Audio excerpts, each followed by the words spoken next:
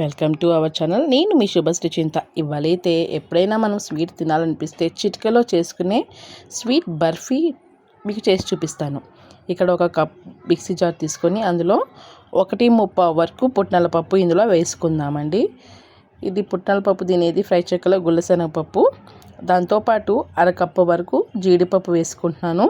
మీకు కావాల్సి ఇంకో అరకప్పు వరకు బాదం పప్పు కూడా వేసుకోవచ్చు. అలాగే 3/4 కప్పు వరకు షుగర్ వేస్తున్నాను. ఈ షుగర్ ప్లేస్లో కూడా సేమ్ క్వాంటిటీలో బెల్లం కూడా యూజ్ చేయొచ్చు. ఈ మూడింటిని ఫైన్ పౌడర్ కింద మిక్సీ చేసేసుకొని దీన్ని ఒక బౌల్లోకి అయితే ట్రాన్స్ఫర్ చేసేసుకుందాము. ఇలా వేసేసిన తర్వాత ఇప్పుడు ఈ పౌడర్లో కొంచెంగా కాచి చల్లార్చిన పాలను అయితే తీసుకుంటున్నానండి. మీరు పచ్చి పాలకలు కాచి చల్లార్చిన పాలు పోసుకోండి. పచ్చి పాల కంటేను కాచి చల్లార్చిన పాలే బాగుంటాయి. ఇలా కొంచెంగా పాలు వేసుకోండి. అలానే ఒక్కసారిగా పోసుకోవద్దు. ఆల్రెడీ దీంట్లో మనం పంచదార పౌడర్ ఉంది కనుక పాలు ఎక్కువగా పట్టవు. కొంచెంగా పోసుకుంటూ కలుపుకోండి. మనకి చపాతీ ముద్ద వచ్చే కన్సిస్టెన్సీలో వరకు కలుపుకోండి. ముందుగా చెప్తున్నాను, దీంట్లో పంచదార పౌడర్ ఉంది కనుక మనకి పాలు అనేది ఎక్కువగా పట్టవు. ఇదిగోండి, మొత్తం ఇలా ముద్దగా చేసుకోండి. చపాతీ ముద్ద ఎలా చేసుకుంటామో అలాగా చేసుకోండి. ఇక్కడ నేను చూపిస్తున్నాను. ఈ మొత్తానికి నేను ఒక కప్పు వరకు పాలు తీసుకున్నాను కదండి. పావు వరకు కప్ పాలు పట్టాయి, సరిపోయింది. మిగతా అంతా పక్కన పెట్టేస్తున్నాను. ఒక ప్లేట్కి కొంచెం నెయ్యి రాసుకొని నేనైతే ఇక్కడ బాక్స్ షేప్లో చేసుకోవాలనుకుంటున్నాను. అందుకే ప్లేట్కి అంతవరకు నెయ్యి రాసుకుంటున్నానండి.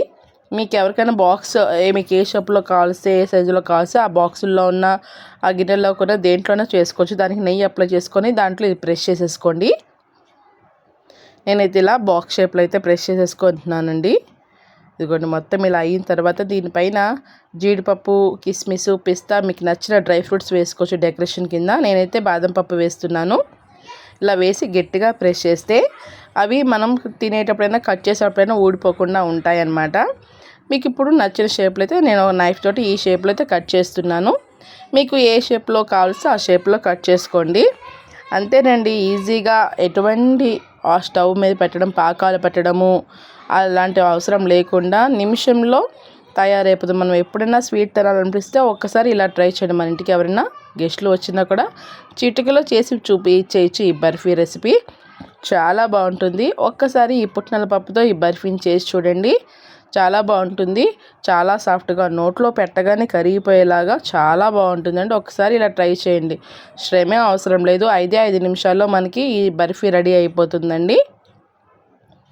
మొదటిసారిగా నా వీడియోస్ ఎవరైనా చూస్తున్నా ప్లీజ్ లైక్ చేయండి, షేర్ చేయండి, సబ్స్క్రైబ్ చేసుకోండి. అలాగే మీ ఫ్రెండ్స్ అండ్ ఫ్యామిలీకి షేర్ చేయండి. ఇప్పుడు ఈ స్వీట్ని మీకు చేసుకోవాలనిపిస్తే ఒకసారి చేసుకొని ఎలా వచ్చిందో నాకు కామెంట్ చేయండి. తినేయాలనిపిస్తుంది కదా ఇలా చూస్తుంటే. నేనైతే ఎంచక్కా ఒక పీస్ తినేసానండి. నాకైతే బాగా నచ్చింది. Thank you for watching my videos. Please subscribe to my channel.